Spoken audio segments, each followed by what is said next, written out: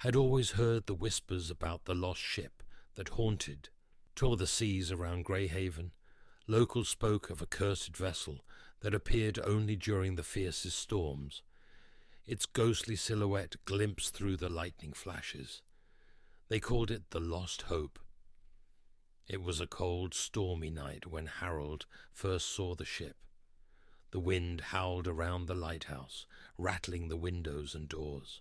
Rain pelted against the glass, and the sea roared angrily below. He had just finished his rounds, ensuring the light was burning brightly, guiding ships away from the treacherous rocks. As he settled into his chair with a cup of coffee, a flash of lightning illuminated the horizon there.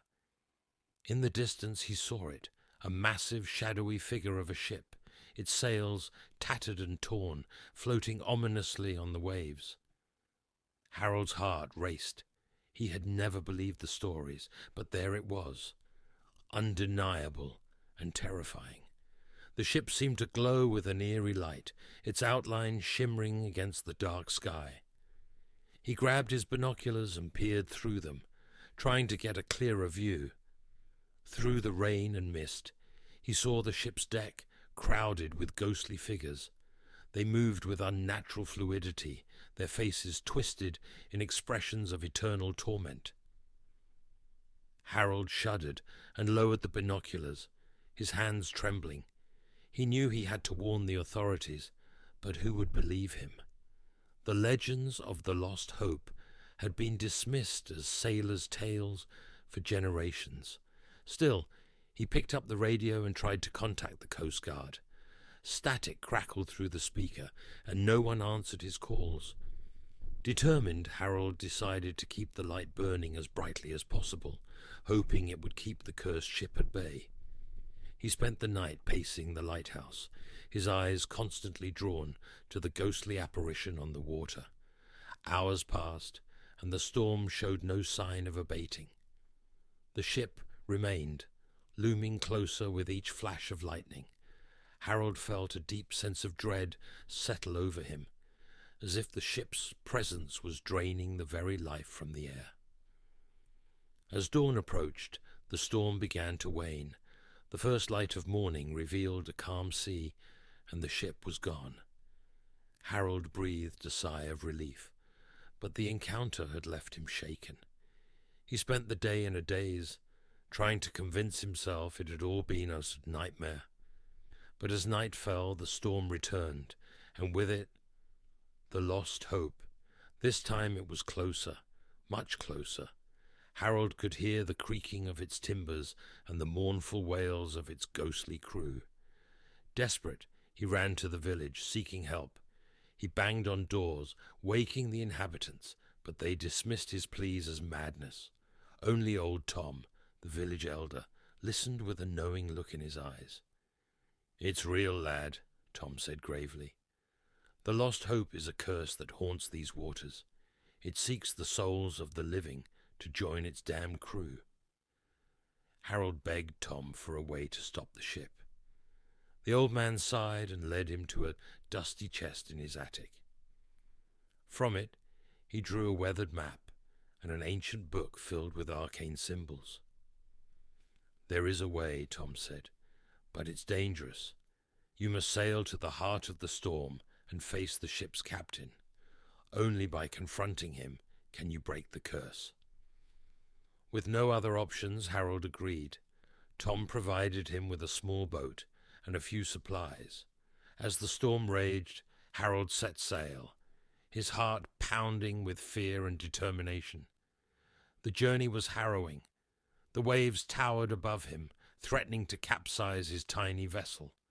Lightning flashed all around, and the wind screamed in his ears.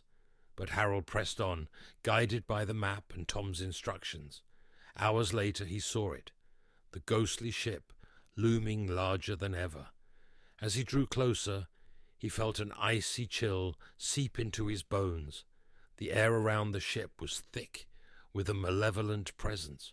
Harold boarded the Lost Hope, his flashlight flickering in the supernatural gloom.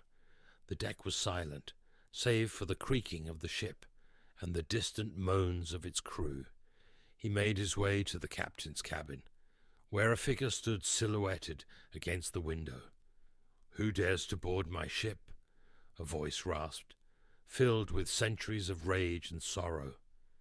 Harold stepped forward, his voice trembling. "I am here to break the curse." The captain turned, revealing a skeletal face, eyes burning with a cold fire. "Many have tried, and all have failed." Harold remembered Tom's instructions and drew a circle of salt on the floor, placing the ancient book within it. He began to recite the incantation, his voice steady despite his fear. The captain screamed, a sound that echoed through the ship and beyond. The ghostly crew appeared, drawn to the circle of salt, their faces twisted in agony. The air crackled with dark energy as Harold continued the incantation, each word a blow against the curse. The ship shuddered violently, and the captain lunged at Harold, but the circle of salt held him at bay. With a final desperate cry, the captain dissolved into a mist, and the ship began to crumble around Harold. He ran back to his boat, barely escaping, as the lost hope disintegrated into the sea. The storm dissipated, and the first light of dawn broke over the horizon.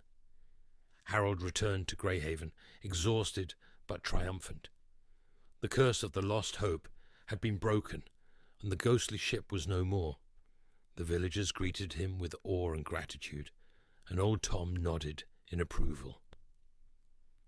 From that day on, Harold was known as the man who had faced the ghost ship and lived to tell the tale. The legend of the lost hope became a story of bravery and redemption, and the seas around Greyhaven were finally at peace. But on stormy nights, Harold sometimes heard the distant wail of a ghostly crew and the creaking of timbers, a reminder that some spirits never truly rest.